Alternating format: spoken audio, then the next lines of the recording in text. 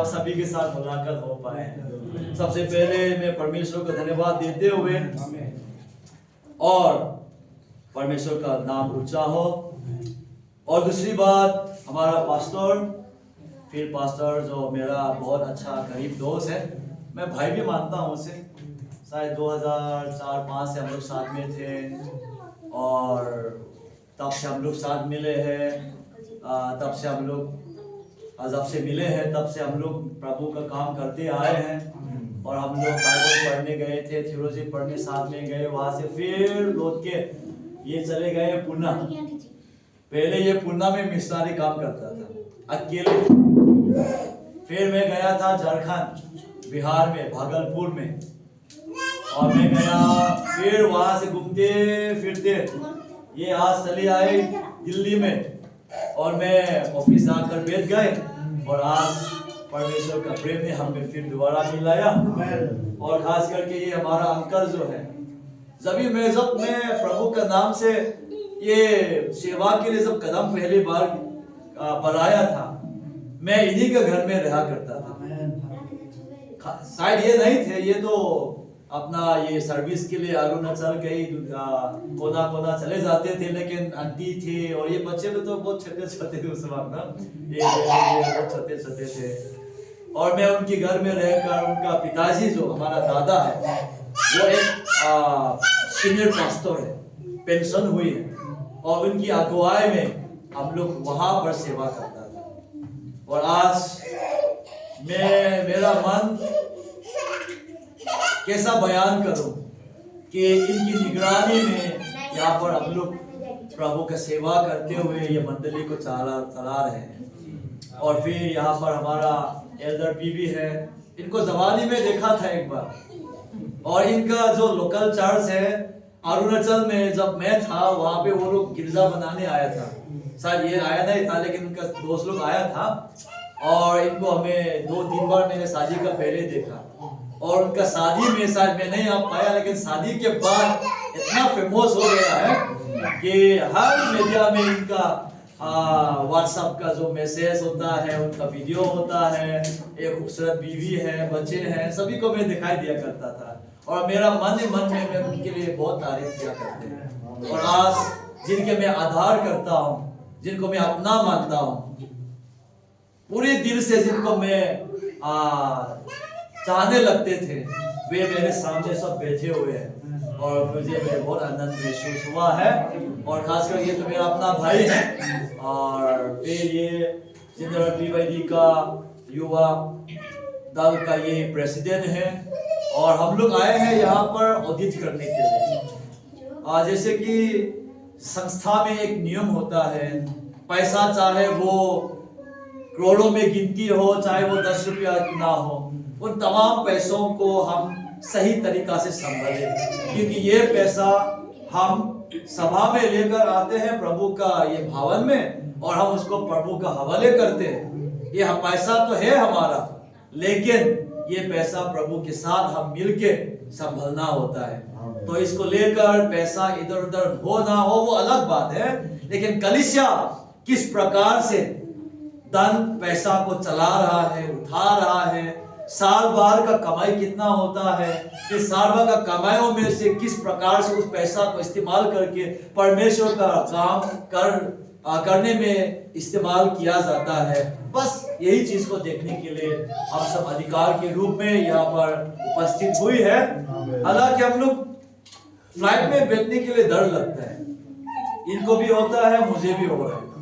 3 घंटा फ्लाइट में बैठना मेरे लिए कोई आसान बात नहीं है, आसान काम नहीं है। जब से मेरा टिकट कंफर्म हुआ है, तब से मैं घबरा के कांप रहा हूं, रात को नींद नहीं आती मुझे, बस सोचते रहते हैं कि मैं हवाई जहाज में 3 घंटा बैठूं कैसे,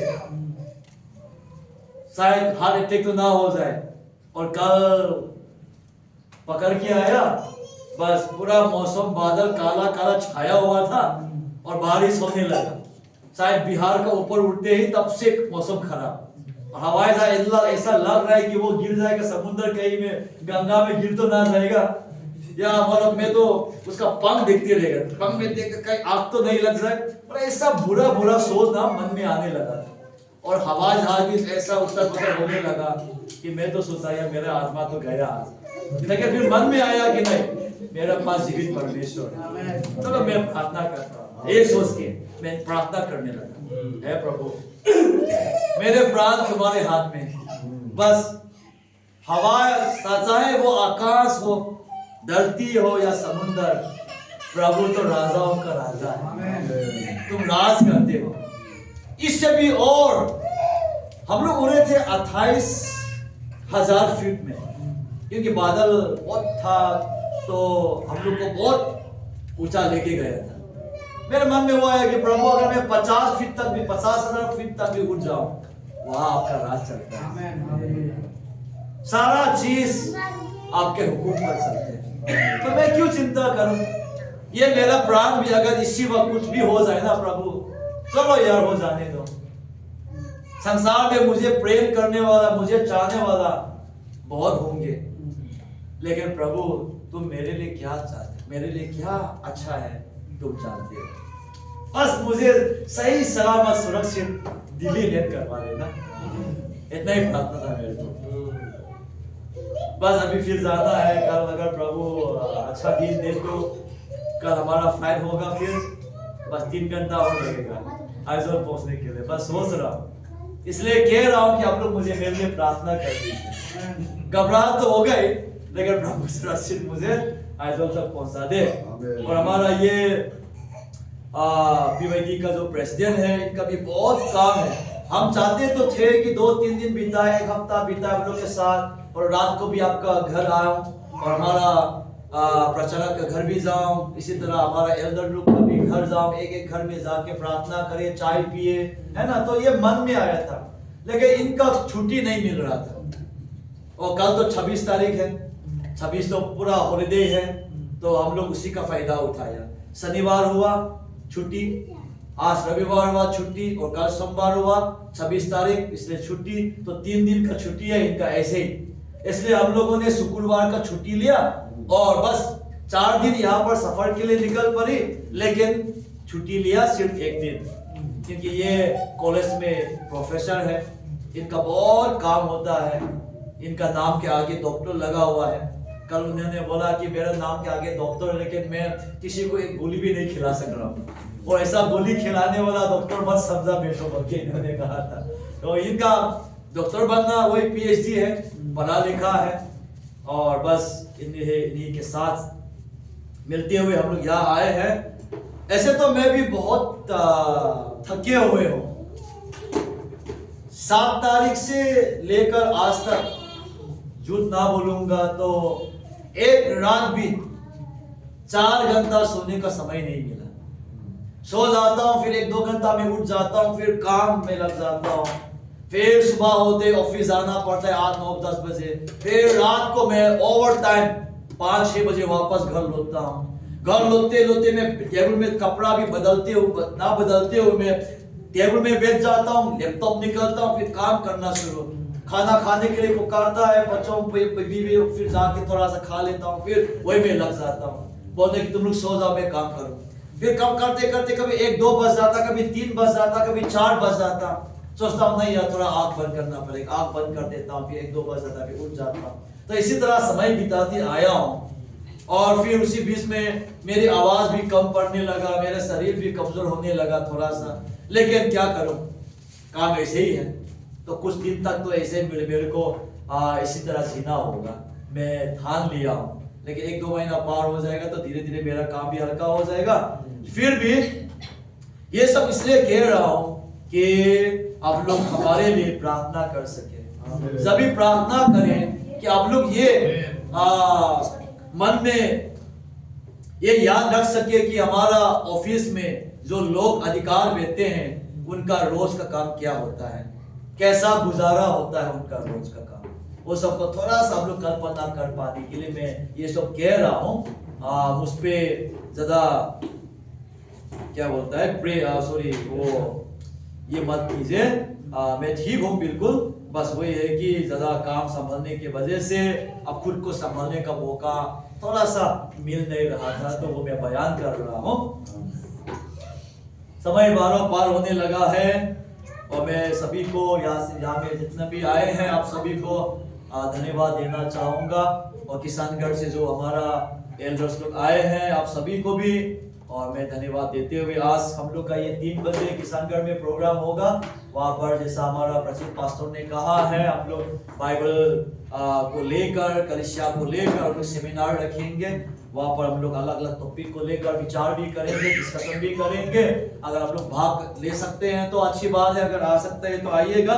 लेकिन भाषा थोड़ा अलग होगा, वहाँ पे भाषा थोड़ा अलग होगा। हमारा भाषण हम पूरी भाषण को हिंदी में नहीं कह पाऊंगा शायद, फिर भी अगर साथ दे सकता है तो बहुत बहुत आनंद होंगे। और रात को 7:30 या 8 बजे को इनकी वहाँ मुनीरका में प्रोग्राम होंगे। वहाँ पर भी गीत गाना होगा, परमेश्वर का बड़ाई होंगे, स्तुति होंगे।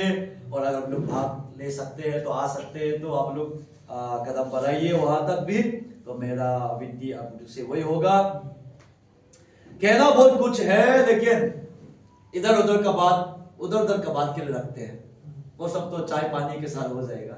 लेकिन फिलहाल इसी वक्त यहाँ से परमेश्वर का भवन में खड़ा होते हुए मुझे मौका देने के लिए धन्यवाद देने के साथ साथ मैं एक बाइबल वचन पढ़ना चाहूंगा जो हम सब के लिए आज का दिन परमेश्वर का वचन के तौर पे हम ध्यान देंगे और सुनेंगे।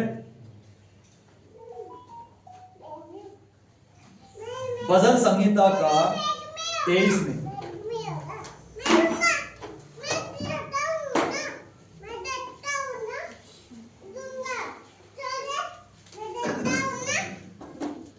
भजन संहिता का 23 का सिर्फ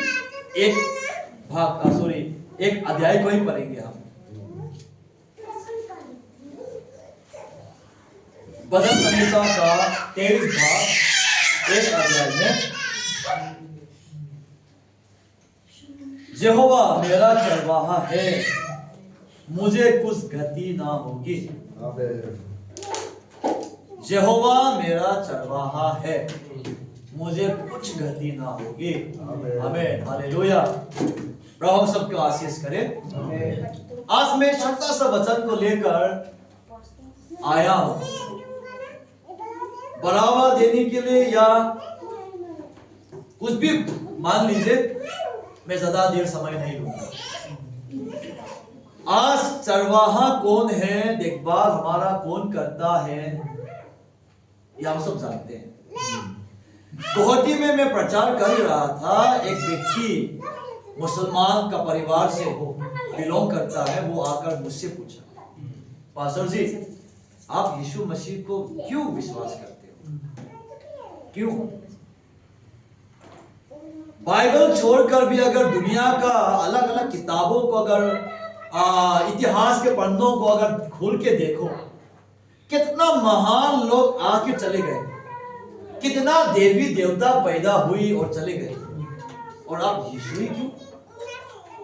आप मोहम्मद को भी पुकार सकते हो, या तो बहुत सारा देवता का नाम है जो हम लेना नहीं चाहते, पुकार सकते हो।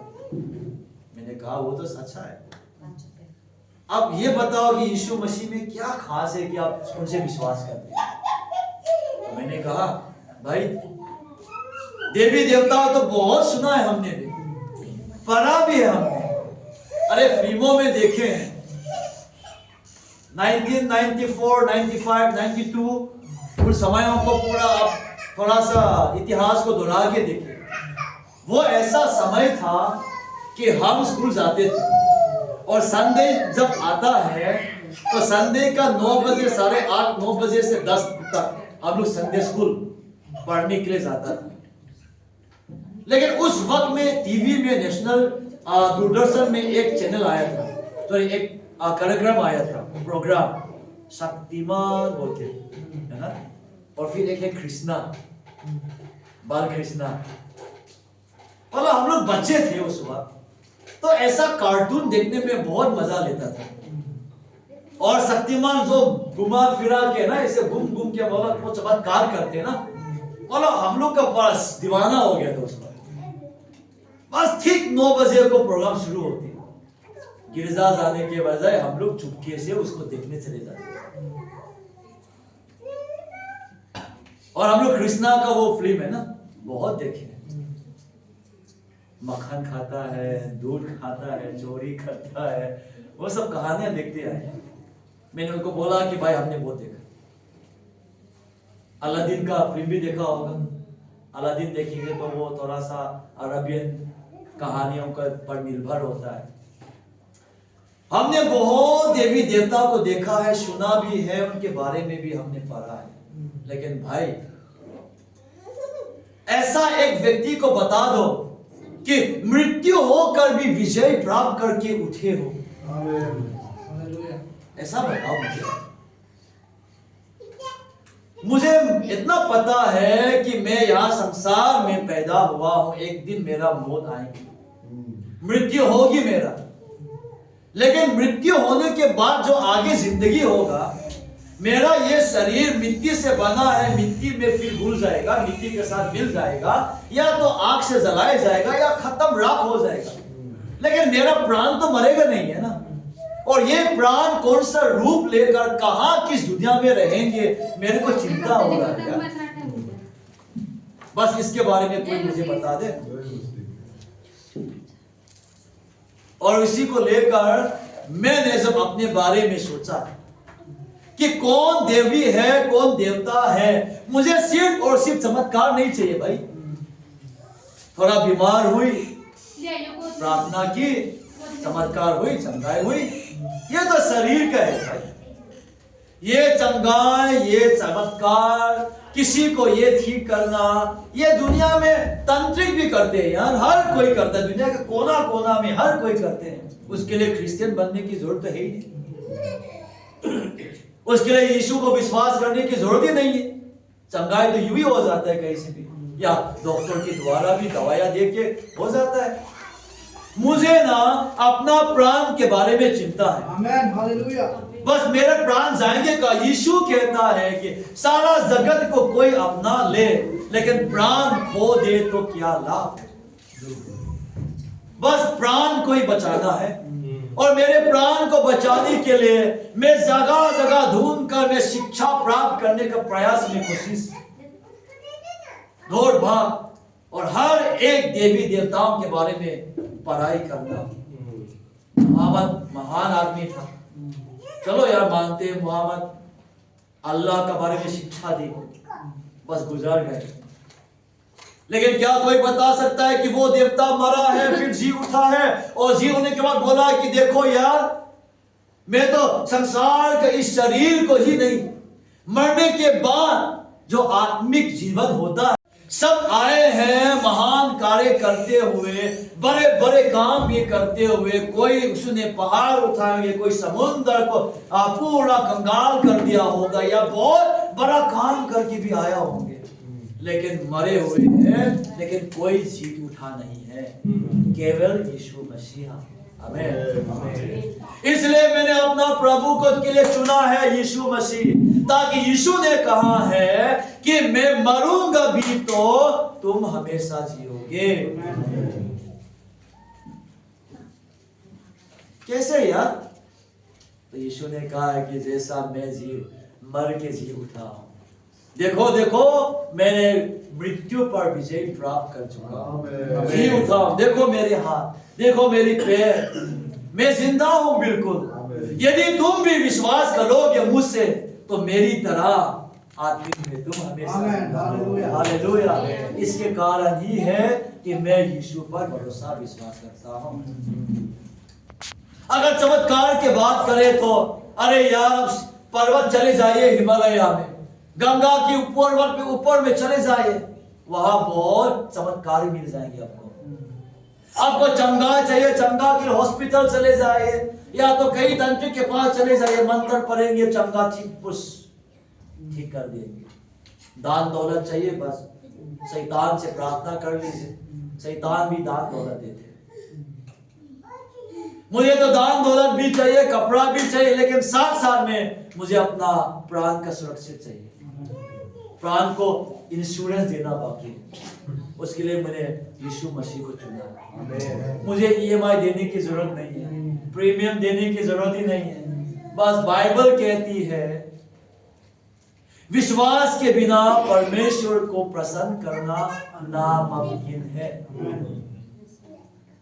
बस विश्वास ही चाहिए, तो और क्या चाहिए? हमने आपका थोड़ी दान दौलत मांगा है, हमने आपका थोड़ी मिट्टी जायदाद मांगा है, गाड़ी मांगा है, कुछ नहीं। ईश्वर कुछ नहीं चाहिए, बस दिल दे दीजिए भाई। विश्वास पूरे दिल से प्रभु मानकर भेज जाइए, परमेश्वर का उद्धार हमें प्राप्त हो जाता है। हालेलुया। कितना आसान है, लेकिन करना बहुत मुश्किल है। विश्वास का लड़ाई। इसलिए यदि कोई परमेश्वर को प्रसन्न करना चाहते हैं, वे विश्वास करना अनिवार्य है। इतना ही विश्वास नहीं कि वो परमेश्वर ऐसा जीवित परमेश्वर है कि जो कोई उसे विश्वास करे, उस विश्वास का प्रतिफल भी जरूर दिया करता है। उतना भी विश्वास करना बाकी। आज आपसे हमसे परमेश्वर कुछ नहीं चाहिए, बस विश्वास चाहिए, भरोसा चाहिए। उनकी हथेली पर आप निर्भर हो जाइए, उनके शक्ति पर आप महफूज हो जाइए। ये प्रभु चाहते। और जो मैंने आज बाइबल वचन पढ़े हैं, लिखा क्या है? परमेश्वर या यहोवा मेरा चरवाहा। कितना आनंद महसूस होता है। मुझे कहीं गति ना होएगा, ये मतलब नहीं है कि जो भी हम मांगेंगे वो दे देंगे, ये बात नहीं है। हमारे पास बच्चे हैं, हमारे पास औलाद है, हमारे औलाद को दुनिया का हर सारा सुंदर चीज को हम देना चाहते हैं, लेकिन जो वो मांगे हम वो देता नहीं है ना। लेकिन कुछ गति नहीं है।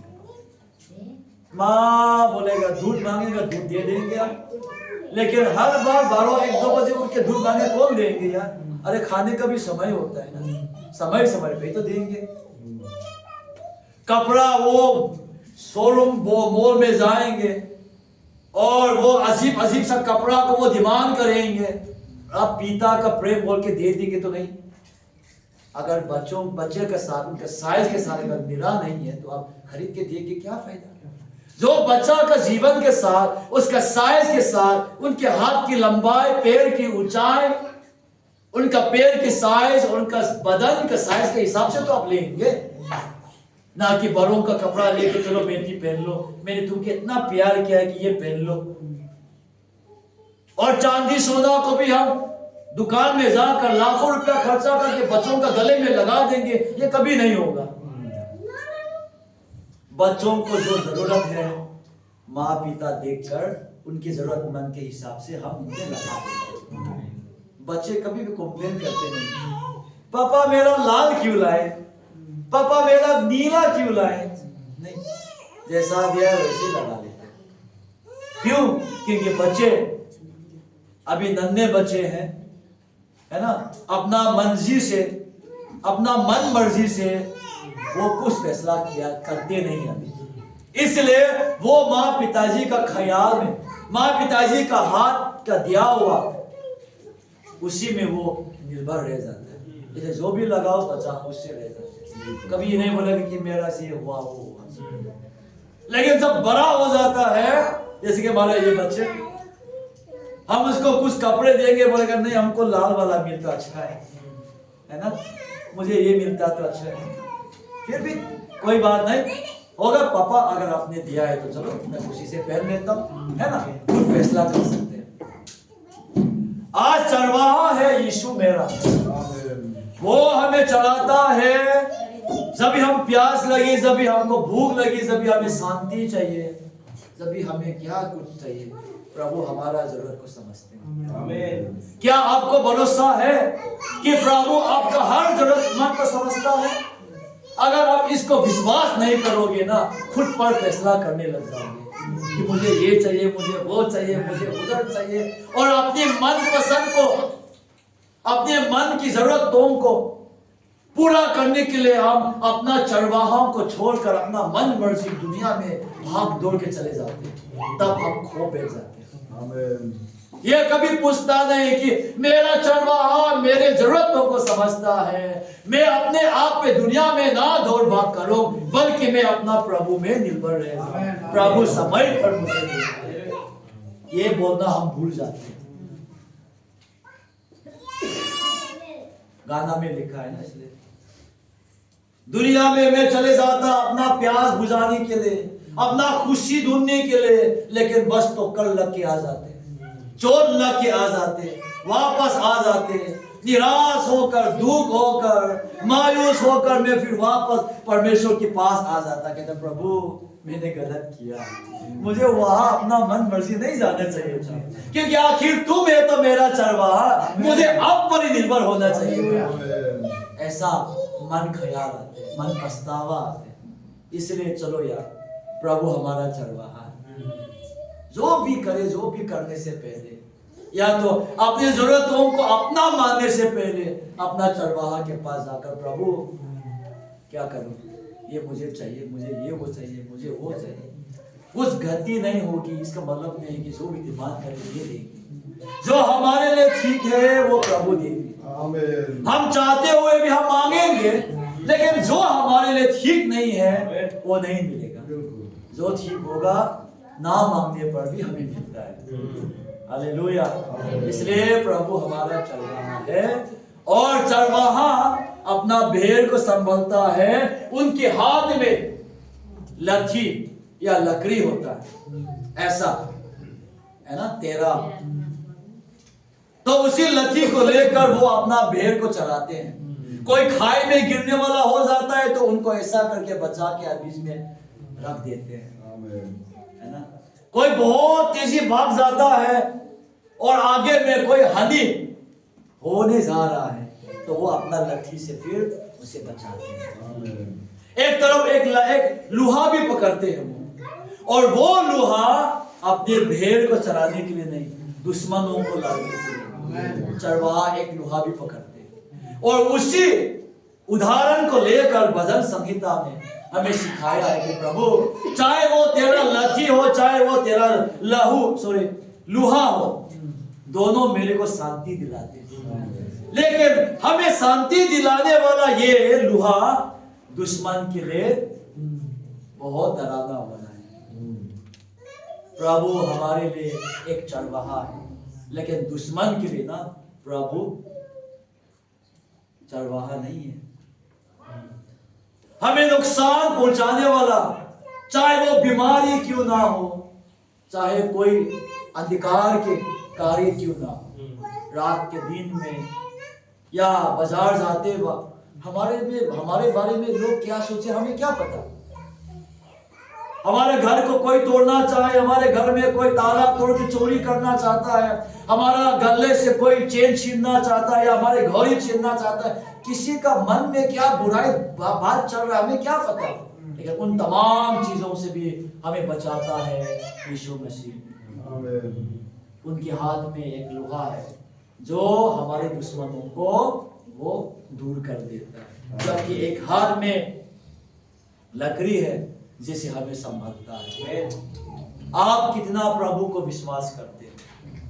एक चरवाहा के रूप में क्या आप विश्वास करते हो, स्वीकार करते हो, और उनकी हथेली में अपने आप को आप कुर्बान या खुद दे देते हो? ये सवाल अपने आप से पूछिए। जितना आप प्रभु को विश्वास करोगे उतना आपका जीवन में चमत्कार होंगे। बस विश्वास, मेरा कहने से कुछ नहीं होगा, मैं आपको जबरदस्त नहीं कर सकता, लेकिन आपको विश्वास करना पड़ेगा। घर में बैठो, बाजार जाइए, काम के लिए निकल जाइए, बस में बैठिए, मेट्रो में बैठ जाइए, कहीं में भी आप चले जाइए, प्रभु धरती का नीचे में भी अगर मैं चला जाऊं, प्रभु वहां आप, समुद्र का गहराई में भी जाकर छिप जाऊं ना, प्रभु वहां आपका हुक्म चलता है। आकाश के उस सबसे ऊंची स्थान पर भी जाकर मैं अपने आप को छिपाने की कोशिश भी करूंगा, वहां भी आप है प्रभु। हिमालय पर्वत तक भी चले जाओ, वहां भी प्रभु है। प्रभु आप कहां नहीं है, हर जगह प्रभु का मौजूद हमें महसूस होता है विश्वास के द्वारा। उसी विश्वास के साथ हम कहीं में भी बैठ जाओ, हम प्रभु से प्रार्थना करते, विनती करते, और अपने आप को हवाले कर दे। प्रभु तू मेरा चल रहा है, मेरा कभी भी नुकसान होने ना दे। जब भी मेरे दुख होता है, एक कहानी कहकर मैं सच्ची कहानी है, सच्ची घटना पर निर्भर है, मेरा खुद का कहानी है। एक बार मेरा क्या हुआ कि मेरा घर में चावल कम पड़ गया था और का तनख्वाह इतना बड़ा भी ज़्यादा भी है ही नहीं, तो मैंने देखा कि चावल का बैग कम पड़ गया था। रात घर वापस आया, गिरजा से वापस आया ये झोला लेकर, मैं वापस आया, देखा तो कल सुबह के लिए चावल नहीं है यार, रात अभी तो रात हो गई। फिर पॉकेट देखा तो पैसा नहीं है। हाँ, कलिसा का पैसा है, कलिसा का जो डोनेशन होता है ये सब ना, अभी 2-4 रुपए तो है, लेकिन मन छोड़ना नहीं चाहता था, बस अपना खुद का पैसा चाहिए। बस चलो यार कल देख लेगा। सुबह 8-9 बजे उठ के थोड़ा सा नाश्ता बनाने, उसके लिए थोड़ा सा रोटी मतलब आटा पड़ा हुआ था, उसी से काम चल जाएगा। दिन का जो दोपहर का खाना है ना, बाद दोपहर तक तो प्रभु का रास्ता निकल देगा। तो मैं उस वक्त मिशनरी में था, तो मैंने प्रार्थना किया, हाँ प्रभु मुझे चिंता नहीं, बस मेरा पास चावल नहीं है वो आपको बता रहा हूं। फिर भी अपने आप को देखता हूं तो ठीक है, मैं सहन लूंगा, लेकिन परिवार को जब देखते ना, बीवी बच्चों को, थोड़ा दुख लगता। मैं तो सहन लूंगा यार, लेकिन ये मेरा बच्चे नहीं खाएगा तो मुझे तो दुख होगा, है ना। उसी को लेकर मेरे को दुख हुआ, प्रार्थना किया, बस किसी को नहीं बताया, सो गया। तो अगला सुबह 6 बजे से मेरे को एक कॉल आया, पास्टर जी कौन ये, मेरे नंबर तो सेव ही नहीं, आपका प्रार्थना चाहिए मुझे। मैंने बोला आप कौन है? बोला कि मैं कांग्रेस का एमएलए हूँ। अच्छा कांग्रेस का ये विधायक है। अरे मेरा नंबर कहाँ से बोला कि रिश्तेदार सबका नंबर उठा के फोन कर रहा हूँ। आपको क्या चाहिए? बोला कि मेरा घर में ये आके मुझे प्रार्थना करना। मेरा बीवी हम दोनों का पास परिवार में बहुत परेशानी चल रही है, इतना तक कि हम लोग डिप्रेशन भी होने लगे, आके प्रार्थना कर। अरे यार उस शहर में इतना सारा पास्टर है यार, कोना कोना में गली गली में पास्टर पड़ा हुआ है और मेरे को चुना। बस सुबह उठे, मैंने ब्रश किया, मैंने करके प्रार्थना किया, प्रार्थना के बाद बस पकड़ के चला गया। उनके घर में गया, दोनों बैठे हुए थे, सर झुक के मैंने बाइबल वचन पढ़ा। कम से कम शायद एक घंटा तक तो हम लोग बातें करके प्रार्थना करने लगे। प्रार्थना करने के बाद उन्होंने बोला, उसका बीवी खड़ी होकर बोली, पास्टर जी बहुत बहुत धन्यवाद, मैं डिप्रेशन में पड़ गया था, इतना तनाव आ गया कि मेरे को खाना पीना सोना सब भूल गए, और इतना याद आया कि एक पास्टर है वो प्रार्थना करेगा ठीक होगा, और उसकी आपका नाम है। तो रिश्तेदार के घर गया, आपका नंबर नहीं मिला, आपको और हमारा नंबर किसी को मत दीजिएगा। होगा ये तो गुप्त रहेगा, अपने पास रखो। अभी तक है मेरा फोन, कभी कभी वो लोग फोन करते। और मैं प्रार्थना करने के बाद जब निकल ही रहा था तो उसका मिसेस आया एक लिफाफा लेकर। पास्टर जी रुको, क्या हुआ? मन में उम्मीद था मुझे अभी कुछ लिफाफा लेकर आया, बोला कि ये लो। हम थोड़ा सा एक्टिंग किया, नहीं चाहिए लेकिन मन तो कह रहा था लेके जल्दी खोलो, बस नहीं हो जाएगा, नहीं लो ना, आपके लिए रखा है, नहीं हो जाएगा ना। बोला खाना खाओ, नहीं घर में खाएंगे। लिफाफा लेके आया, बस पॉकेट में डाल के आया, सोचा उनका घर में डाल, उनका घर का वही उनका साथ खोलने का थोड़ा शर्म लग रहा था, तो मैं जल्दी लेके भागा घर की ओर। बस घर पहुंचते खुला है। अरे यार आप सोच भी नहीं सकोगे, 2010 में 5,000 बहुत बड़ा रकम होता है। 2010 में 5,000 रुपीज बहुत बड़ा रकम होता है। देखा तो 5,000 रुपया आया। मैं बोला चलो यार बाजार जाना है, और उसी पैसा को लेके मैं दूसरा दिन क्या होता था कि मेरे पास उतना पैसा नहीं होता था, इसलिए मैं ऑटो में बैठना मेरे लिए बस हवाई जहाज बैठने का बराबर है। एक बार ऑटो बैठ जाए तो बाजार पहुंचने में 250 लग जाता था, लगभग 30 मिनट्स लगता था। फिर वहां से सामान उठाकर वापस आने में 250 चला जाता, मतलब उसी में आना जाना 500 चला जाता।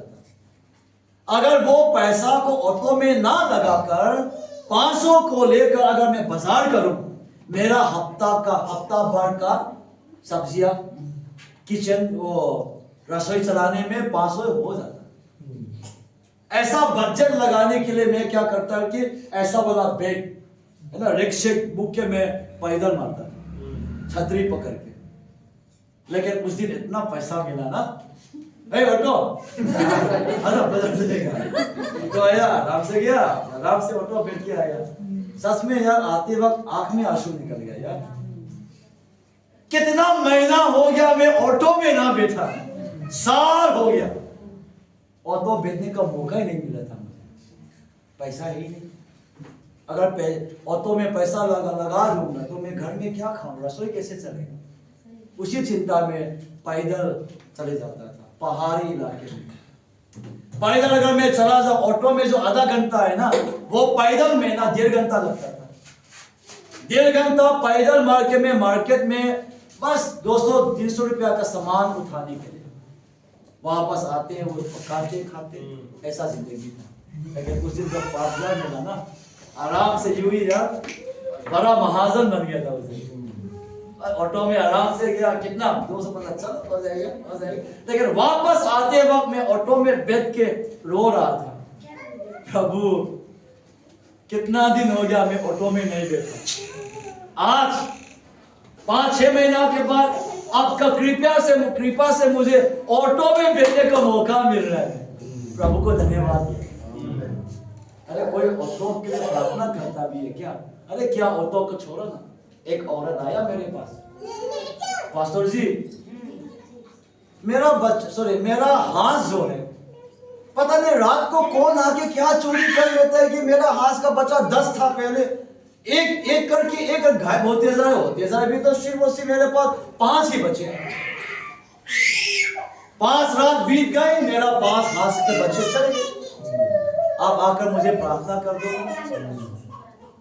सुन के मुझे हंसी लगी, अरे यार हाथ के लिए कैसे प्रार्थना करेगा, जाएगा तो क्वैक क्वैक क्वैक बोलेगा, बस वही तो ना, कोई बात नहीं। जब मैं जा गया उनका बरामदा में, वो लोग नेट लगा के रखे थे, तो मैं जाकर वहां प्रार्थना करने लगे। मैंने बोला, हे प्रभु, ये जानवर, ये जंतु जो है हमारी देखभाल के लिए तुमने दी, आज ये परिवार, मेरा दीदी ने ये हांस को अपना परिवार की तरह पाला हुआ है। शायद इस हांस को लेकर बिक्री करेंगे तो कभी पैसा मिलेगा, कभी उनको खाना पीना भी मिलेगा, लेकिन क्या होगा कि रात को कोई आकर चोरी करता है। प्रभु आज से इस हांस को रक्षा कर देना, चाहे वो जानवर, चूहा, बिल्ली या तो कोई भी व्यक्ति, इंसान हो, उनसे बचा देना। अरे प्रभु सुने, अगला दिन गायब नहीं हुआ, दूसरा दिन आया गायब नहीं हुआ, तीसरा दिन आया गायब नहीं हुआ, चौथा दिन, 5वां दिन, हफ्ता पड़ गया, महीना चल गया, एक भी हाथ गायब नहीं हुआ। हालेलुया। एक औरत आई, बोले कि पास्टर मेरा बच्चा रोज जब भी स्कूल निकलता ना, हम लोग नया पेंसिल, नया ज्योमेट्री बॉक्स, नया रबर दे के बेचता, लेकिन वापस आते खाली हाथ।